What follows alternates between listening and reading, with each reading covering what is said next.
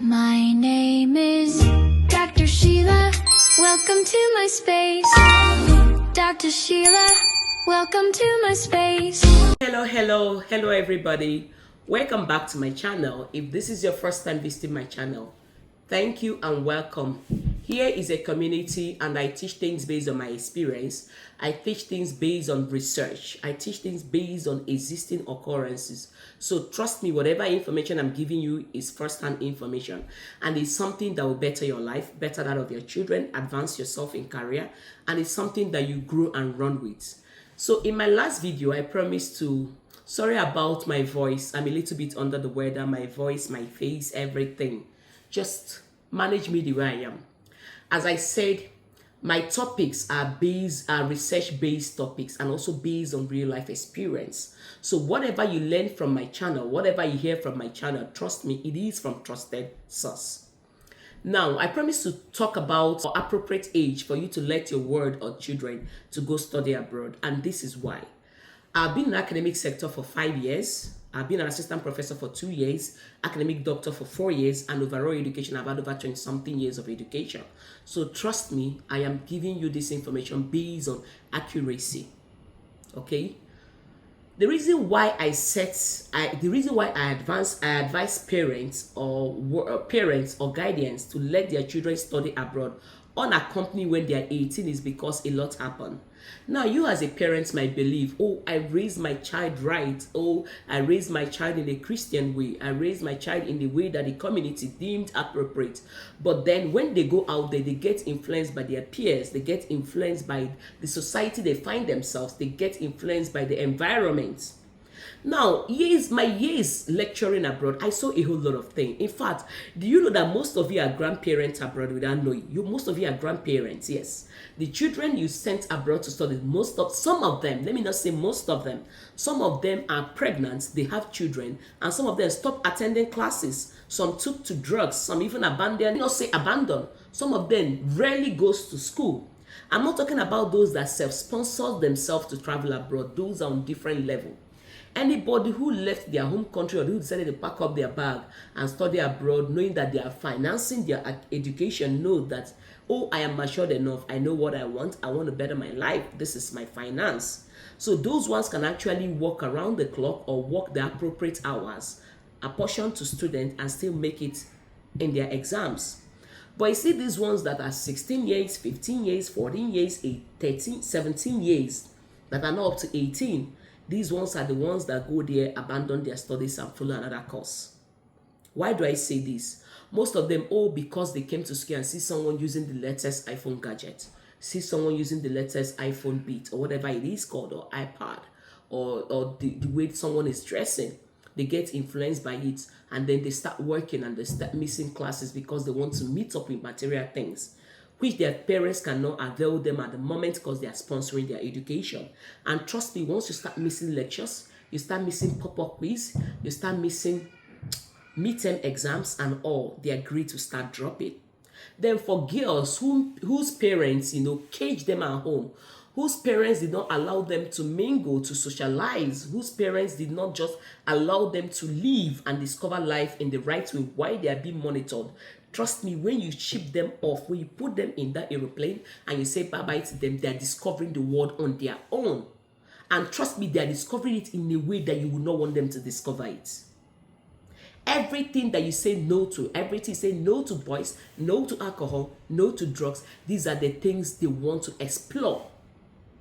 At least by the time I left academic sector, not that I've left academic sector though, by the time I left a certain school, I know about 6 girls that got pregnant, dropped out of school, and their parents thought they are staying in school and sending school fees. They have kids. Some of them gave up their children for adoption. Some of them kept the children, and their parents, some of these parents might not be financially buoyant to be able to visit them in wherever country they are studying. All they know is they want to pay their school fees at the appropriate time without knowing that these children have deviated into many things. Now, if you're a parent and your child is abroad, please make out time and make it a task for you to visit them once a year, or for them to come home during summers that you know that they're not picking up courses, because summer school is not compulsory. Summer section is when people start doing add and drop courses when they want to receive for exams that they failed. They want to meet up with their credit load that they are lacking on. It's not as if it's a compulsory section like spring, fall, and winter. No, spring and fall. So there is actually 3 major academic season or academic section. Talking about the one in Europe, they have spring, they have fall. So summer is usually when they do makeup courses. If your child graduates high school or secondary school at 16, trust me, you don't want to rush them to go to university abroad, especially when you will not be on ground to monitor their ways. You want them to do, there's something they call, there's like colleges in Nigeria, or find out in your home country wherever you're watching, or you can even make them learn skills, pick up the skills. They can even learn tech, computer training. They can actually do advanced courses before. Let them turn 18. Let them understand what the world is all about. Let them, in fact, don't let them discover the world in the way you don't want them to discover it. There is something age does. Age matures someone with time. I'm not saying that 100% of children who left abroad before they turn 18 turn bad. No. But those one, at least I know about a certain number that actually deviated from the line or from the course that their parents intended for them, or for the life their parents intended for them. So when your child finishes at 16, no rushing. The money is there, good.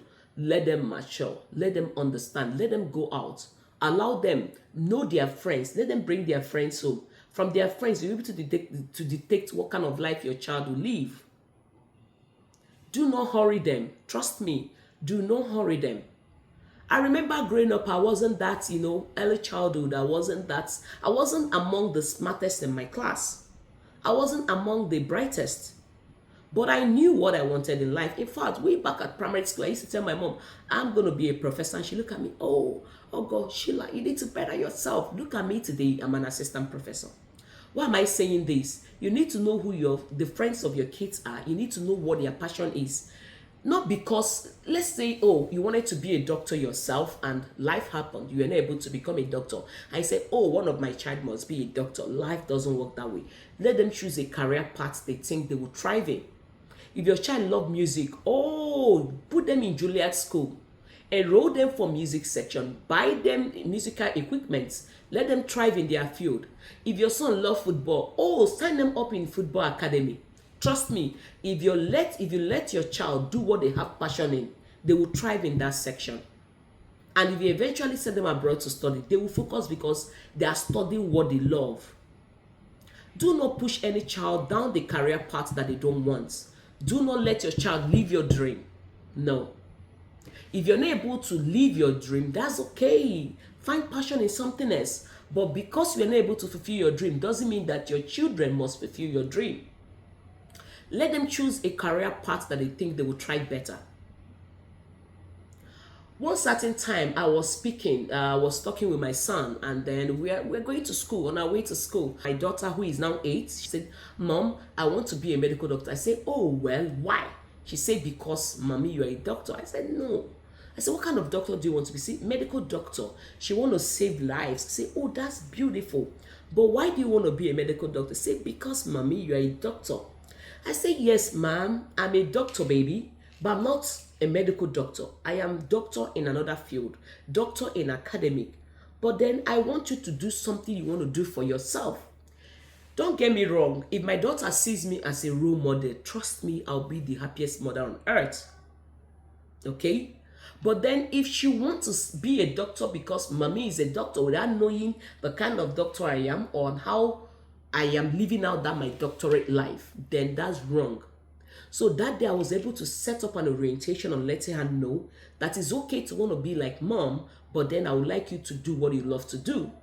Then guess what? I turned to my son, who is 6 or who was 6 then, and I say, hey, mister, what do you want to be when you grow up? And my son say, hey, Mommy, I want to be a police officer. I said, excuse me, police officer? He said, yes. I say, why? He say, because the last time he went to America, I saw lots of police and I like the way they look. I say, oh, you want to be a police officer because you love how they dress?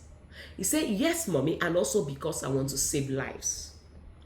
I want to catch the bad guys. So these are the things he watched in his cartoons, the Power Patrol, Chase, 70 Day, and the rest of them. So that's okay if he has passion from the things he watched as a child, from his screen time, and he wants to be a police officer because he wants to save life. I will say, because I've had an ugly incident with a police officer, and I'll say, oh no, don't say that again. Shush, you cannot be a policeman. Trust me, their dreams will change, their aspiration will change as they grow. So for me not to digress away or digress further, the reason why I brought on this topic is for you to let your children live their dream. Let them take the career path that they think they will try better. Let them do that which they love. Sorry about the background. They are my children, you know. Motherhood happens. Whether you're working, you're a mother. Whether you're doing whatever it is, you're a mother. Motherhood is a career path that you stay on forever. Even as they grow, you're still a mother. Once a mother, always a mother. So pardon me if there are some noises in the background. That's okay, you know. So as I was saying, as a parent, let your children mature. And then you, mother that is watching your child from KG1 or from preschool to grade 1, or from kindergarten to, or from pre-K to grade 1. Don't do that. Or from primary 5 to primary 6 to SS1. Or from primary 4, you want them to take the common entrance and then jump to the next class. Trust me, it's okay for a child to be intelligent. Sorry, I need to get my water. It's okay that the child is intelligent. It's another thing that the child is not matured enough to handle the world. Even if your child is studying in your home country, let me use my home country as an example, Nigeria. Let's assume your child finished your secondary school at age 15 because you rushed the child, or you believe your child is very smart. They have high level IQ, therefore they should jump. If the school refuses to double promote your child, or you jump to the next school who is ready to do that. Trust me, you're doing yourself more harm than good. Because when you eventually send that child to school at 15, let's say you reside in Lagos, and in Lagos, and you sent your child to Port Harcourt. You don't live in Port Harcourt. You don't know what your child is doing. They will mix with the good, the bad, the ugly.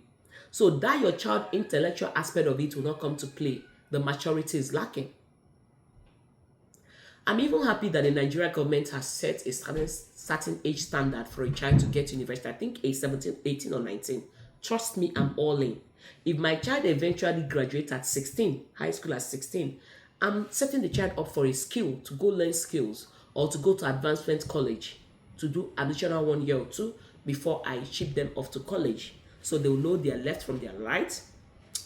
Trust me, academic intelligence or academic intellect is different from the real world. So if you're the mama, you're the papa watching this movie, do not rush your child.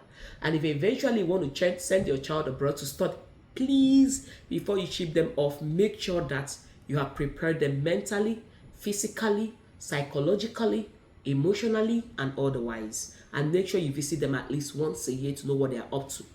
Speak to the academic advisor. Go to the head of department, introduce yourself. If possible, get their number. Some of them might turn it down. But me as a parent, I was willing to talk to parents who walk into my office and want to know the academic performance of their children.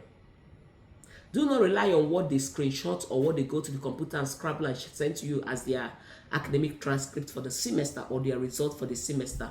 Please visit them as often as possible and also make sure that they come home. Thank you everybody for watching. If at this point you have not turned on the subscribe button, please subscribe, like, leave a comment on the topic you want me to talk about, and I'll be very willing and happy to talk about it.